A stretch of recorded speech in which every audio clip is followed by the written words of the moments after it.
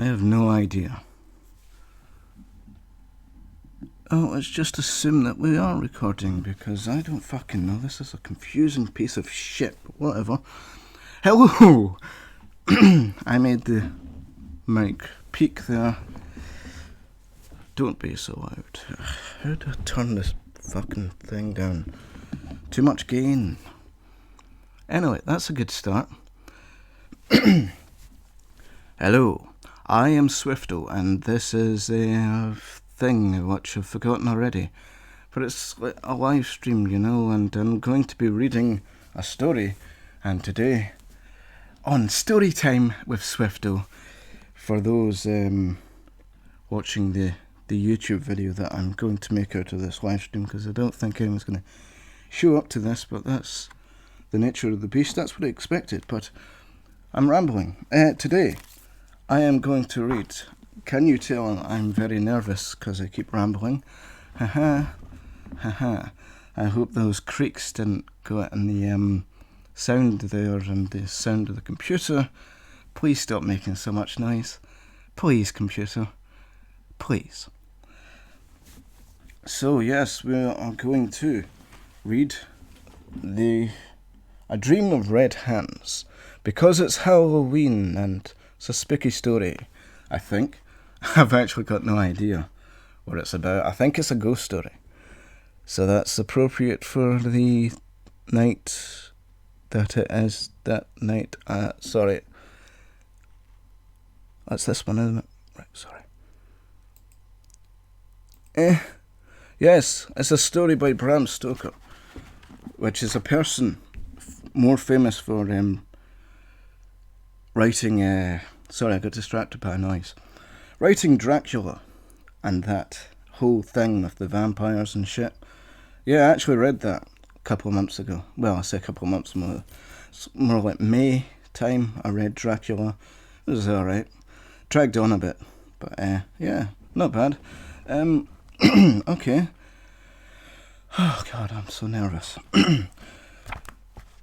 Today I am reading, very, very badly, A Dream of Red Hands, which I assume must be connected to like arms which are also red. Possibly not, but are they just like floating hands? Let's just read it and find out, shall we? My throat has gone absolutely dry. That's a great way to start. Right, here we go. It's a short story, by the way, so hopefully it won't take that long. But I do tend to read very slowly and ramble. The first opinion given to me regarding Jacob Settle was a simple descriptive statement. He is a down-in-the-mouth chap.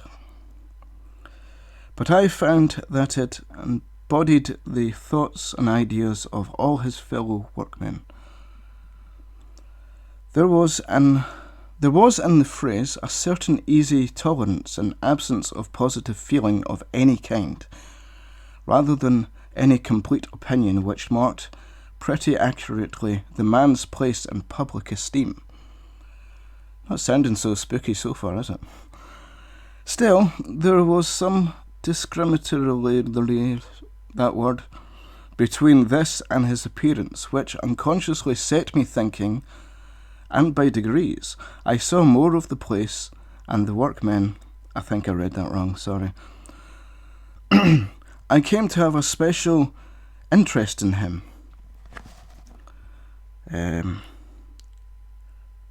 Yes. Sorry, getting distracted. He was, I found, forever doing kindnesses, not involving money expenses beyond his humble means, but in the manifold ways of forethought and forbearance and self-repression, which are the truer charities of life. Women and children trusted him implicitly, though, strangely enough, he rather shunned them, except when anyone was sick, and then he made his appearance to help if he could, timidly and awkwardly. Sounds kind of familiar to someone I know. I'm talking about myself, in case you didn't get that. I'm very timidly and awkwardly person. Shit. He led a very solitary life. Yep, this is definitely about me, isn't it? Keeping his house by himself in a tiny cottage, or rather a hut of one room, far on the edge of the moorlands. His existence seemed so sad and solitary that I wished to cheer him up, and for that purpose took the occasion when we both had been sitting up with a child. What? Injured by me by accident. Sure. I'm not sure I like the sound of this guy. How he doesn't go into detail. To offer him or lend him books. That's him talking about the settle person, not the child that he accidentally, in quotations, injured. Any elaboration on that? No? He gladly accepted, and as we parted in the grey of the dawn, I felt something of a mutual confidence I had... Oh, come on. I felt something of a mutual confidence Where am I getting the I from? God's sake. I felt something of a mutual confidence had been established between us. The books were always most carefully and punctually returned, and in time Jacob Settle and I became quite friends. Once or twice as I crossed the moorlands on Sundays, I looked in on him, but on such occasions he was shy and ill at ease, so that I felt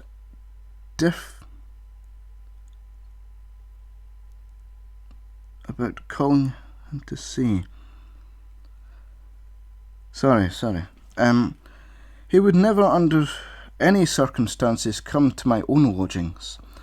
One Sunday afternoon, I was coming back from a long walk on the moor, and as I passed Settle's College, I stopped at the door to say, "How you doing?" to him. As the door was shut, I thought that he was out and merely knocked for formal sake, or through habit, not expecting to get any answer. To my surprise, I heard a feeble voice from within, though what was said I could not hear. I had entered at once and found Jacob lying half-dressed upon his bed, looking at me with seductive eyes. He was not impaled on anything, actually. In fact, he was pale as death, and the sweat was simply rolling off his face. His hands were unconsciously gripping the bedclothes, and as a drowning man holds on to whatever he may grasp. Oh, I read that wrong, didn't I? As I came in, he half arose with a wild, hunted look, and his eyes, which were wide open and staring as though something of horror had come before him. But when he recognised me, he sank back on the couch with a smouldering sob of relief and closed his eyes. I stood by him for a while, quiet for a minute or two, while he gasped. Well, he gasped for a whole minute. That's a hell of a gasp. Then he opened his eyes and looked at me, but with such a despairing and woeful expression that I am a living man, that as I am a living man, would have rather have seen the frozen look of horror. What? I don't know. Anyway, I sat down beside him and asked after his health. For a while he would not answer me, except to say that he was not ill. But then, after scrutinizing me closely, he half arose on his elbows and said, "I thank you kindly, sir, but I'm simply telling you the truth. I am not ill, as men call it. though God knows whether there be no... I'm drying up. Whether there be no worse sickness than doctors know of. I'll tell you as you're so kind, but I trust that you won't ever mention such a thing to a living soul, for it might work me into more and greater woe. I am suffering from a bad dream. A bad dream, I said, hoping to cheer him up, but dreams simply pass away with the light, even with the waking. Then I stopped. Before he spoke, I saw the answer in his desolate look around the little place. I'm not sure I read that right, sorry. No, that's not well for... Jesus. No, that's all well for people that live in comfort, and with those that they love around them. It is 1,000 times worse for those who live alone and have to do so. What cheer is there for me, waking here in the silence of night, with the wild moor around me, full of voices, and full of the faces that make my waking a worse dream than my sleep? Ah, young sir, you have no past that can send its legions to people the darkness and the empty space, and I pray that the good God that you may never have.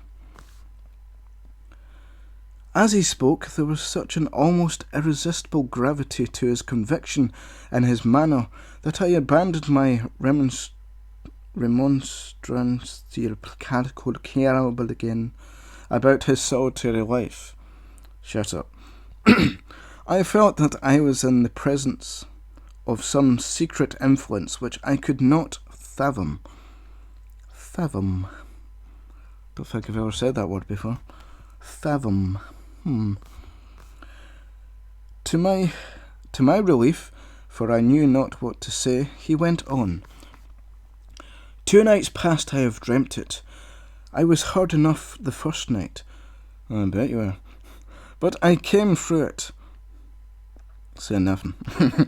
Last night, I have such a dirty mind. Why can't I just read what's there in context without turning it into some sort of rude joke? Anyway, last night the expectation was in itself almost worse than the dream, until the dream came, and then it swept away every remembrance of lesser pain. I stayed awake till just before dawn, and then it came again, and ever since I have been in such an agony as that I'm sure that I'm dying, feeling. God, oh, fuck's sake, I messed that up, didn't I? And with it all, the dread of tonight. Before he had got to the end of the sentence, my mind was made up. I felt that I could speak to him more cheerfully. Try to get to sleep early tonight. In fact, before the evening has passed away.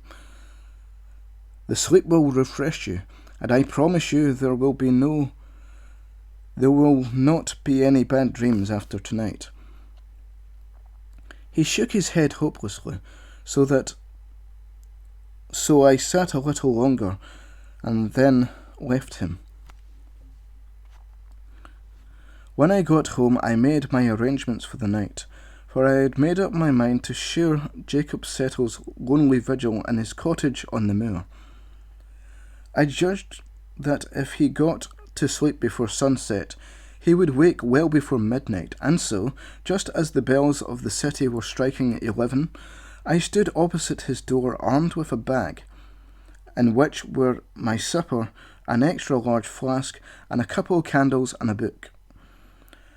The moonlight was bright and flooded the whole moor, till it was almost as light as day, but ever and anon black clouds drove across the sky, and made the darkness which by comparison seemed almost tangible. I opened the door softly and entered without waking Jacob, who lay asleep with his white face upwards. He was still, and He was still and again bathed in sweat. I tried to imagine what visions were passing before his closed eyes, which could bring them the misery and woe which were stamped on the face. But but fancy failed me, and I turn the page. I waited for the awakening. I came suddenly, and in a fashion which torched me to the quick. That touched. Did I read that wrong? For the hollow groan that broke from the man's white lips as he half arose and sank back. I'm reading this all wrong, aren't I? Was manifestly the realization or completion of the train of thought which had gone before. If this is dreaming, I said to myself, then it must be based on some very terrible reality.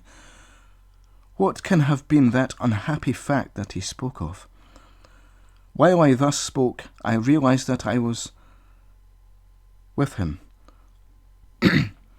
It struck me as strange that he had no period of that doubt as to whether the dream or reality surrounded him which commonly marks the expected environment of a waking man. With a positive cry of joy, he seized my hand and held it in his two wet, trembling hands, as a frightened child clings onto someone whom loves it. I tried to soothe him. There, it's all right. I have come to stay with you tonight, and together we will try and fight this evil dream. He let go of my hand suddenly and sank back onto the bed and covered his eyes with his hands. Fight it? The dream? Ah, no, sir. No mortal power can fight that dream, for it comes from God, and he is buried in here. And he beat upon his forehead. Then he went on. It is the same dream as ever, and yet it grows in its power to torture me in every time it comes. What is the dream? I asked, thinking that speaking of it might give him some relief, but he sank away from me, and after a long pause said, No, I had better not tell. It may not come again. There was manifestly something to conceal from me, something that lay behind the dream, so I answered, All right, I hope you have seen the last of it. But if it should come again, you will tell me, will you not? I ask not out of curiosity, but because I think it may relieve you to speak. He answered with what I thought was almost an undue amount of solemnity. If it comes again, I shall tell you. Then I tried to get his mind away from the subject and onto more mundane things. So I asked, No, you didn't. So I produced supper, and I made him share it with me, including the contents of the flask, which was a load of piss that I'd peed in the night before. After a little, he braced up, and when I lit my cigar, having give him another, we smoked a full hour. How can you smoke time? I don't understand that, but okay. And talked of many things. Little by little the comfort of his body stole over his mind, and I could see sleep laying her gentle hands on my eyelids. He felt it too, and told me that now he felt all right, and I might safely leave him, but I told him that, right or wrong, I was going to see in the daylight. So I lit my other candle and began to read as he fell asleep. By degrees I got interested into my book, so interested that I presently was startled by its drooping out of my hands. I looked and saw that Jacob was still asleep, and I was rejoiced to see that there was on his face a look of wanton happiness. while his lips seemed to move with unspoken words. Then I turned to my work again, and again woke, but this time to feel chilled to my very marrow by the hearing of a voice from the bed beside me. Not with those red hands. Never, never. On looking at him, I found that he was still asleep. He woke, however, in an instant, God's sake, and did not seem surprised to see me. There was again that strange apathy to his surroundings. I then said, "Settle, tell me your dream.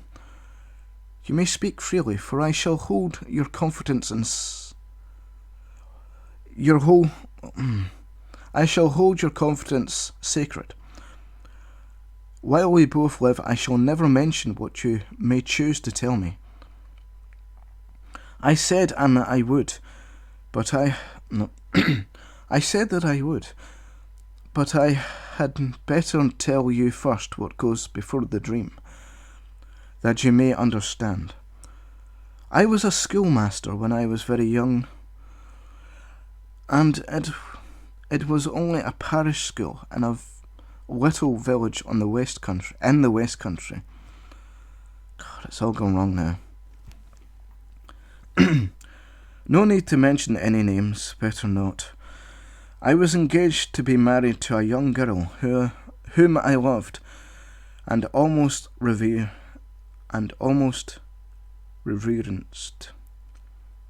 I see.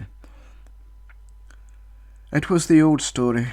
While we were waiting for the time when we could afford to set up a house together, another man came along, who was nearly as young as I was and handsome, and a gentleman with all the gentleman's attractive ways for a woman of our class. God, this goes on a bit. How long? How many pages of this is there? I thought it was a short story. Shit. Maybe I should have picked a shorter story. Blah blah blah. Married once, go away, blah blah blah. Strange world. But she would not listen to anything that I could say, and I could see that she was infatuated with him. Then I took it on myself to meet the man and asked him to deal well with the girl, for I thought he might mean honest by her, so that there might not be talk or chance of talk of the parts of others. Nope. God. How long have we been going on for?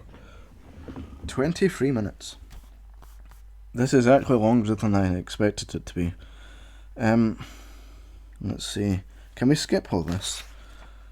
Where do we get to the bit with whatever ghost or monster is it? And this brings me to my dream. It seemed that the portal was before me, with great gates of massive steel bars, of the thickness of a mast, rising to the very clouds, and so close that between them was just a glimpse of a crystal grotto, on whose shining walls were figured with many white-clad forms of faces radiant with joy.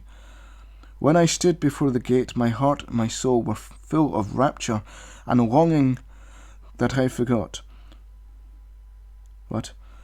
And there stood at the gate the two mighty angels with sweeping wings, and oh, so stern of countenance.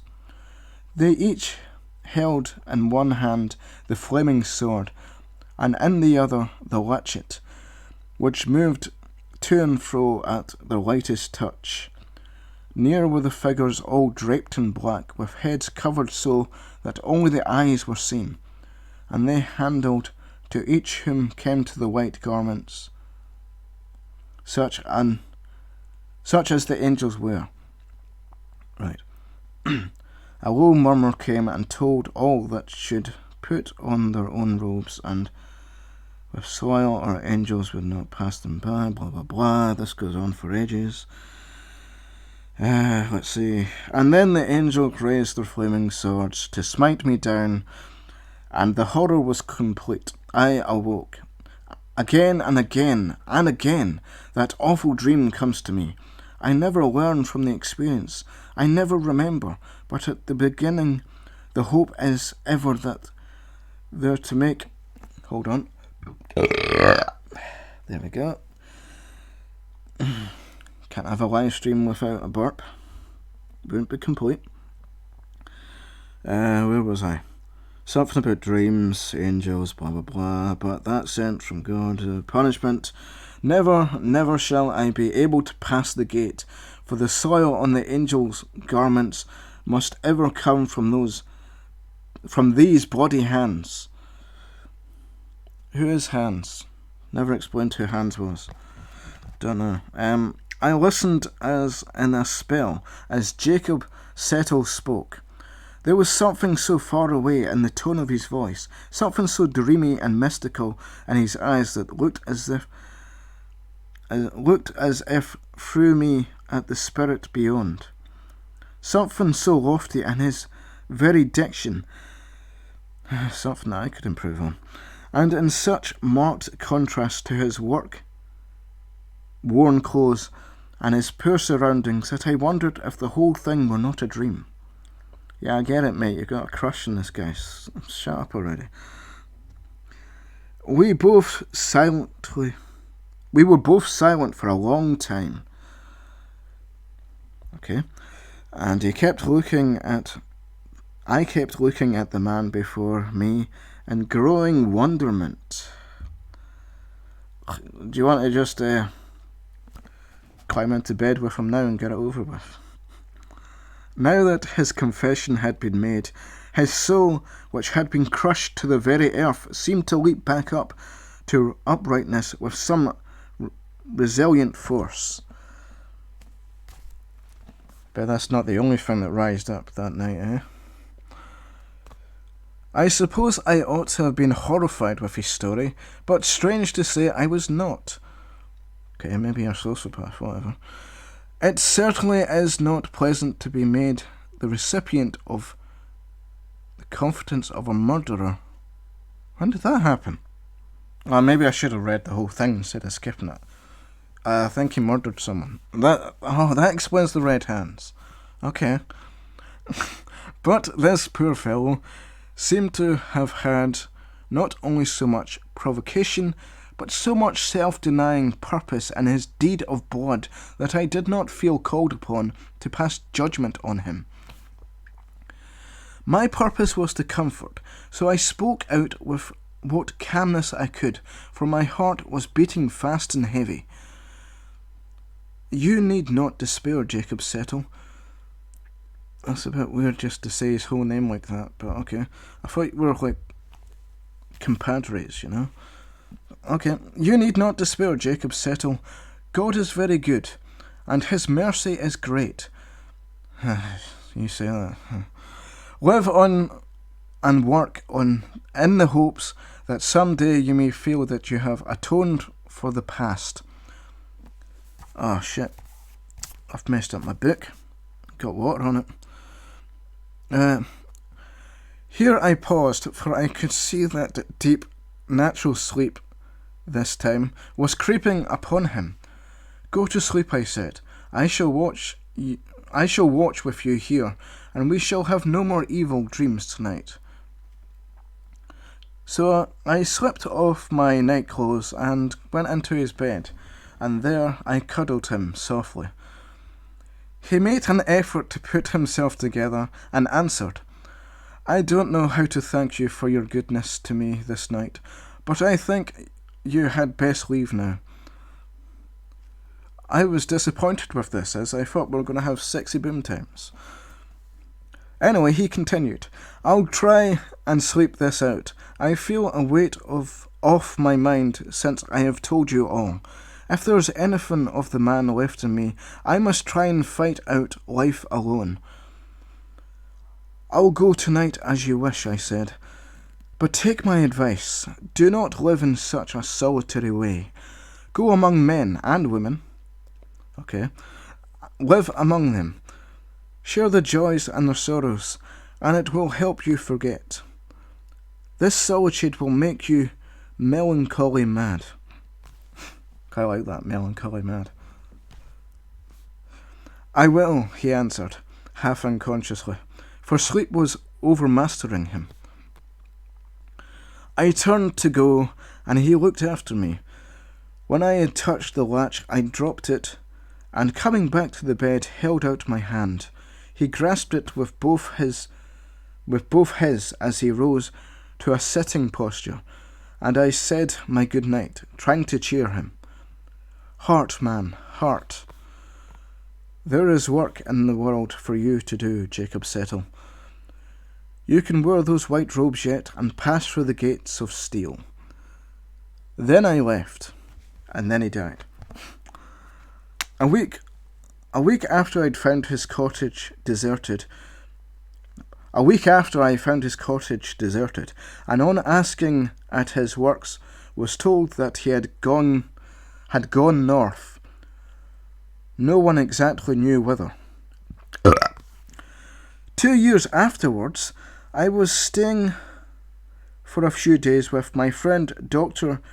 Munro in Glasgow. He was a busy man and could not spare much time for going about with me. So I spent my days on excursions to the Torsax and Loch Kintyre and down the Clyde. On the second last evening of my stay, I came back somewhat later than I had arranged, but found my host was late too. The maid told me that he had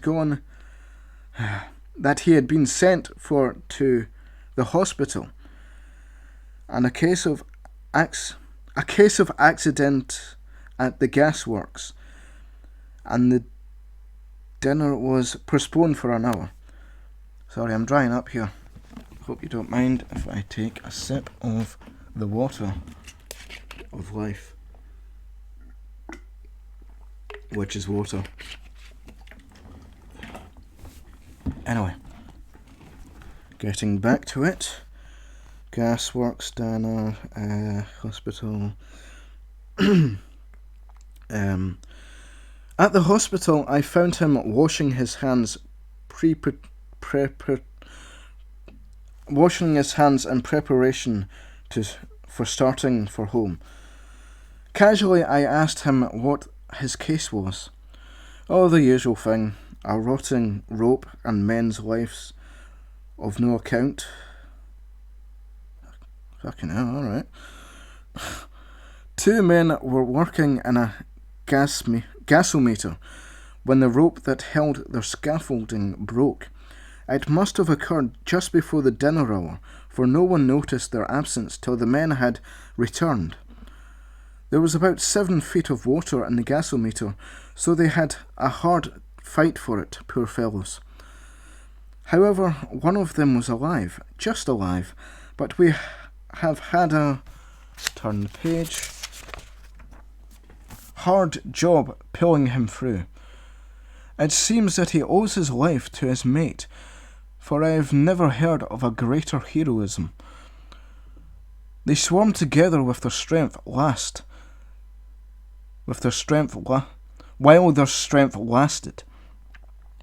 But at the end they were so done up that even the lights above and the men slung with ropes coming down to help them could not keep them up. Just give a good pull, mate. Give a nice tug. That'll keep you up. But one of them stood on the bottom and held up his comrade over his head, and for those few breaths made all the difference between life and death. They were a shocking sight to see when they were taken out, for the water is like a purpley dye with the gas and the tar. The men upstairs looked as if they had been washed in blood. Ugh. So I just realised I should have been reading that in the context of him saying that instead of as a narrator. Don't suppose it matters though. And the others? Oh, he's worse still. But still. But he must have been a very noble fellow. I struggled under the water. No, he didn't. Read what's actually on the page, you idiot. That struggle under the water must have been fearful. I can see that by the way the blood has been drawn from the extremities. I can see that by the way the blood has been drawn from the extremities. That... Nope. I'm reading words that aren't there again. It makes the idea of stigmata possible looking at him. Why is that in a different text? I don't know. I guess I read it wrong. Funny that. Resolution... resolution like this could, you would think, do anything in the world. It might almost... Oh, I take it he's Scottish then. Oh, sorry, I should have been reading this in a Scottish accent. Because, I don't have one normally, so... it might have almost unburned the gates of heaven. Look here, old man. If it's not very pleasant... Fuck it. Look here, old man. If it's not a very pleasant sight, especially just before the dinner, but you are a writer, and this is an odd case. Here is something you would not like to miss, for in all human probability you would never see anything like it. While he was speaking, I was brought... Damn it. I keep screwing this up. This is an awful, awful video. While he was speaking, he had brought me into the mortuary of the hospital. On the bear? I don't know what that is. On the bier lay a body covered with a white sheet, which was wrapped close around it. Looks like a chrysalis, doesn't it? I say, Jack, if there's anything in the old myth that the soul is typified by a butterfly... What? I've never heard that before. Well, then one that sees this chrysalis sent forth was a very noble specimen, and took all the sunlight on its wings. See here, the uncovered face. Oh, God. He uncovered the face. Horrible indeed it looked, as though stained with blood, but I knew him at once. It was Jacob Settle. How the fuck did he get there, I thought to myself. My friend pulled the winding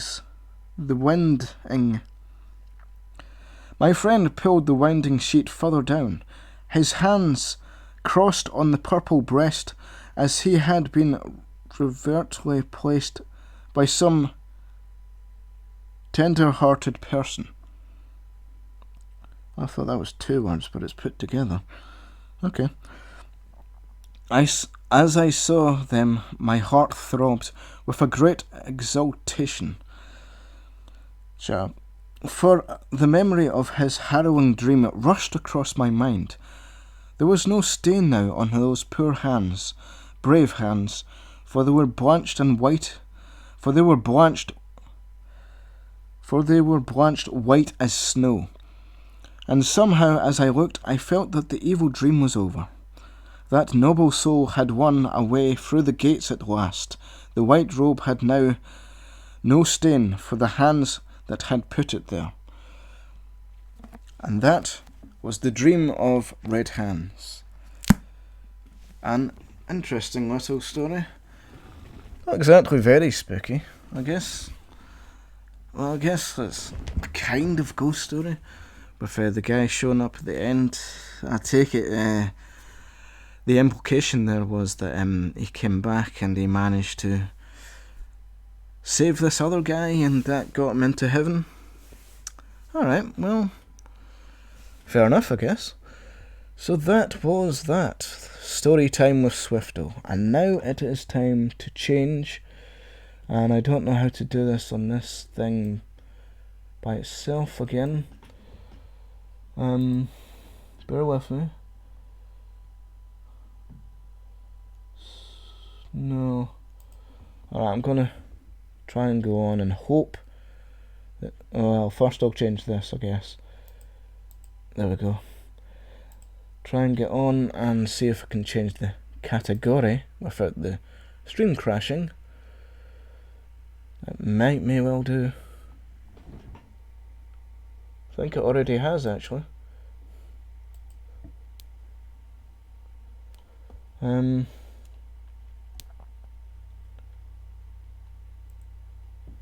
Okay, so I pressed the wrong thing. Oh shit. I've been recording instead of streaming. Bollocks.